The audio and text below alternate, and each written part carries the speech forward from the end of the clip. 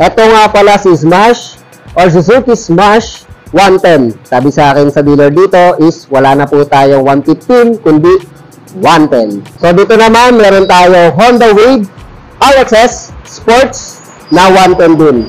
Suzuki Smash or Honda Wave RSX.